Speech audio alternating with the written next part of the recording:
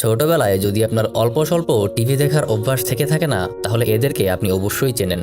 ভিটিভিতে বিকেলবেলা ওদের সিরিয়াল দেখে যে কি আনন্দটাই না পেতাম, এগুলো মুখে বলে বোঝানো যাবে না। আর আপনি যদি এদেরকে প্রথমবারের মতো দেখে থাকেন, তাহলে ধরিয়ে নিচ্ছি আপনার বয়স খুবই কম। এগুলোর অনুভূতি যে কতটা রঙিন, এটা কেবল তারাই বুঝতে পারবে যাদের জন্ম 2000 সালের আগে। আর যারা দেখেননি তাদের জন্য বলি, এগুলো আসলে আলিফ লায়লার যুগের গল্প। শুক্রবার সন্ধ্যা 7টা মানেই তখন ছিল আমাদের জন্য একটা ছোটখাটো ঈদের আনন্দের মতো। এগুলো এখনকার ছেলেমেয়েরা কখনোই বুঝবে না। যাই হোক, অনেক কথা বলে ফেললাম। এই ল্যারি, মো আর কার্লি, এদেরকে নিয়েই 2012 সালে সিনেমা বানানো হয়েছিল। সিনেমার নাম দি থ্রি স্টুজেস। অসাধারণ একটা সিনেমা। আগেই ওয়ার্নিং দিয়ে নিচ্ছি, এটা খুব খুব খুব হাসির একটা সিনেমা। হাসতে হাসতে টায়ার্ড হয়ে যাবেন, কথা দিলাম। তাই যথেষ্ট হাসির এনার্জি না থাকলে এই ভিডিওটা এখন দেখবেন না। তাহলে চলুন গল্প শুরু করা যাক।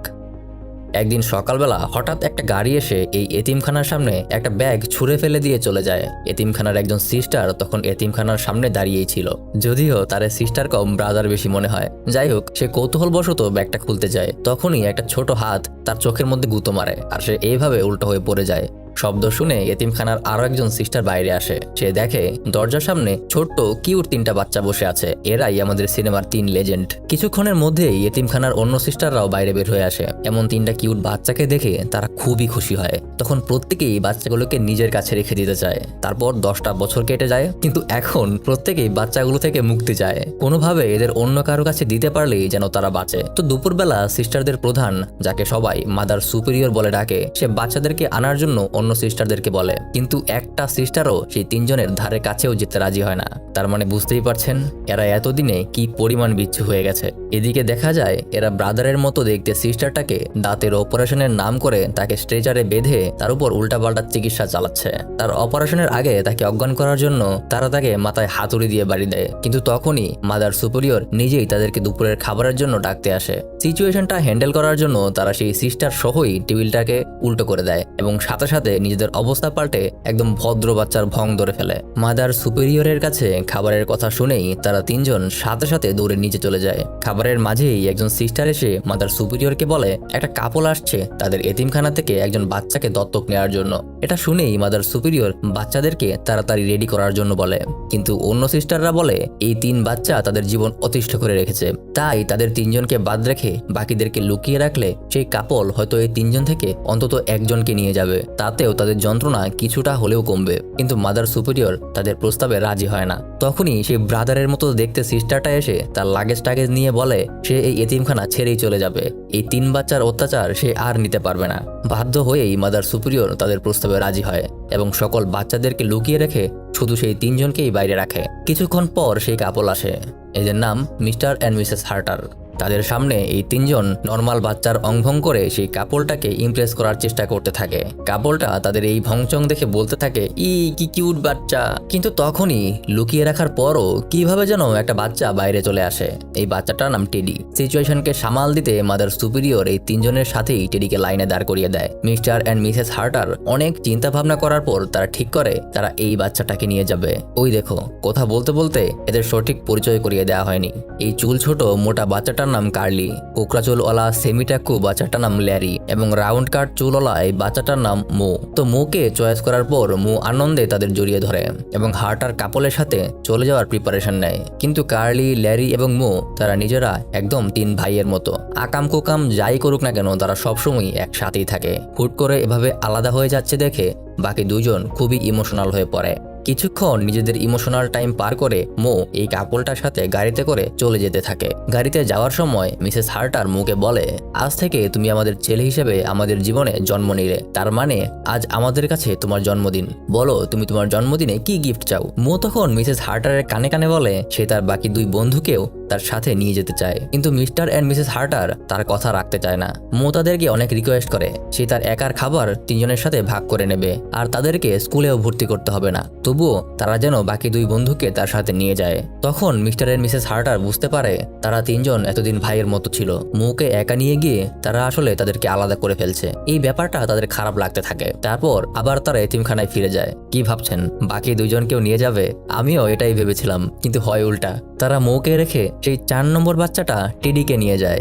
মৌ চলে গেছে দেখে এতিমখানার সিস্টাররা একটু হাফ ছেড়ে বেঁচেছিল। যাক, অন্তত একটা তো কমছে। তাদের সেই আশা ভরসা একদম ধ্বংস হয়ে গেল। এদিকে সে ফিরে আসায় বাকি দুজন তো খুবই খুশি। তারা জিজ্ঞাসা করে কেন সে ফিরে এলো। সেই তাদেরকে বলে তাদের বাসায় আসলে অনেক কাজ, সেখানে গেলে তারা তাকে দিয়ে সারাদিন কাজই করাবে, তাই সে চলে এসেছে। মানে সে তাদেরকে সত্যি কথাটা বলে না যে সে আসলে তাদেরকে নিতেই ফিরে এসেছিল। তো এইভাবেই এতিমখানার মাঝেই তাদের আরো 25 বছর কেটে যায়। মৌ, লেরি, কার্লি এখন অনেক বড় দামড়া ছেলে হয়ে গেছে। কিন্তু যত বড়ই হোক তাদের অংভং আর শয়তানি কাজ কারবার কিছুই কমেনি। যেমন এখন তাদেরকে এতিমখানার বিল্ডিং এর কিছু মেরামতের কাজ দেওয়া হয়েছে। কিন্তু এই শয়তানগুলা কি করছে, তারা ঘরের ভেতর ঢুকে একটা টেপ রেকর্ডারে কাজ করার সাউন্ড ছেড়ে দিয়ে ওইখানেই একটা বিছানা বানিয়ে ঘুমিয়ে গেছে। বাইরে থেকে সিস্টাররা মনে করছে যেমন শব্দ আসছে ছেলেগুলো হয়তো খুব খুব কাজ করছে। তারপর ব্রাদারের মতো দেখতে সিস্টারটা ভেতরে গিয়ে দেখে এই অবস্থা, যে আসলে তারা ঘুমাচ্ছে। সে রেগে গিয়ে এমনি এক বাড়ি দিয়ে তাদের বিছানার 12টা বাজিয়ে দেয়। তারপর তাদের উপর কতক্ষণ চিল্লাপাল্লা করে।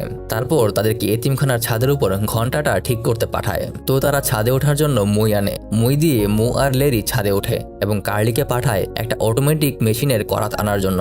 লেরি আর মৌ কাজ করতে করতে নিজেদের মধ্যে সবসময় যেমন করে আর কি তেমন ভাবেই মারামারি শুরু করে দেয়। এদিকে কার্লি তার করাত নিয়ে চলে এসেছে, কিন্তু এক হাতে করাত নিয়ে সে মই বিয়ে উঠতে পারে না। তাই করাতটাকে কোমরে ঝুলিয়ে নিয়ে সে মই বিয়ে উঠতে থাকে। এই পাগল তার করাতটাকে চালু করে রেখেই উপরে উঠতে থাকে। এর ফলে হয় কি, উপরে ওঠার সময় মইয়ের একটা একটা করে স্টেপ কাটতে থাকে। উপরে উঠে গিয়ে তারা একসাথে কাজ করে আর মাঝে মাঝে তাদের নিজেদের স্টাইলে মারামারি করে। এইদিকে আবার এতিমখানায় একজন উকিল এসে মাদার সুপিরিয়রকে জানায় এতিমখানার অনেক ঋণ জমা আছে এবং সেগুলো পরিশোধ করতে না পারলে 30 দিনের মধ্যেই এই এতিমখানাটি বন্ধ করে দিতে হবে। আসলে এই ঋণগুলো পুরোটাই হয়েছে মূলত এই 3 জনের শয়তানি কাজকর্মের কারণে। মাদার সুপিরিয়র ঠিক করে ব্যাপারটা আগে তাদের জানানো উচিত। তাই সে ব্রাদার লাইক সিস্টারটাকে পাঠায় সেই 3 জনকে ডেকে আনতে। সে যখন তাদেরকে ডাকতে আসে সে দেখে তার দিকে একটা হাতুড়ির মাথা উড়ে আসছে। কোনো মতনে নুয়ে গিয়ে সে হাতুড়ির আঘাত থেকে বাঁচে আর হাতুড়িটা পরে গিয়ে একটা বালতিতে। আসলে মৌ লেরিকে হাতুড়ি দিয়ে বাড়ি দিতে যাচ্ছিল, সেই কারণেই হাতুড়ির মাথাটা এভাবে উড়ে আসে। রেগে গিয়ে সিস্টার উপরে উঠতে গিয়ে দেখে মৌয়েরও 12টা বেজে আছে। তখনই আবার লেরি ঘন্টাটা ঠিক করতে গিয়ে ঘন্টাটাই নিচে ফেলে দেয়। ঘন্টা গিয়ে পড়ে একদম সিস্টারের মাথায়। সিস্টার তো ওখানেই বেহুশ। শব্দ শুনে নিচে তাকিয়ে সিস্টারকে বেহুশ দেখে তারাও টাসকি খেয়ে যায়। তার হুঁশ ফিরিয়ে আনার জন্য যেই তারা নিচে নামতে যাবে তখনই ভাঙা মইয়ে পা দিয়ে উল্টে গিয়ে তারা আবার সিস্টারের উপরই পড়ে। কার্লিও তাদের মতো করেই নামার চেষ্টা করতে গিয়ে মইয়ে 2 পা দুদিকে দিয়ে আটকে থাকে। লেরি এবং মৌ তাড়াতাড়ি সিস্টারকে নিয়ে সরে যেতে গিয়ে আবার সিস্টারের মাথায় বাড়ি লাগায়। কার্লিও এদিকে ততক্ষণে ব্যালেন্স করতে না পেরে সরাসরি সিস্টারের উপরে এসে পড়ে। এটাকেই বলে মরার উপর খাড়ার ঘা। এমনি এই মহিলা আধমরা, এখন মনে হয় ফুল মরাই হয়ে যাবে। এখন বুঝতেছি কেন এই মহিলা লাগেজ নিয়ে ছোটবেলা এতিমখানাটাই ছাড়তে চাইছিল। কি ভাবছেন অত্যাচার শেষ? না, সিস্টারের হুঁশ ফিরিয়ে আনার জন্য লেরি বালতি থেকে পানি ছুঁড়ে মারে। কিন্তু এই বালতির মধ্যে কি ছিল মনে আছে? হ্যাঁ, সেই হাতুড়ির মাথাটা। তাই সাথে সাথে সেটা গিয়ে সিস্টারের মুখের উপর পড়ে। তখন লেরি বলে, হে পানিতে কত আয়রন, এত আয়রনওয়ালা পানি আমরা খাই, হাই হাই। বোঝেন অবস্থা। তো অনেক চেষ্টা করার পরেও সিস্টারের জ্ঞান আনতে না পেরে সিস্টারকে রেখেই মাদার সুপিরিয়র সাথে তারা দেখা করতে যায়। কিন্তু এই বদের হাড্ডিগুলো কোথাও গেলেও এত ভদ্রভাবে যায় না।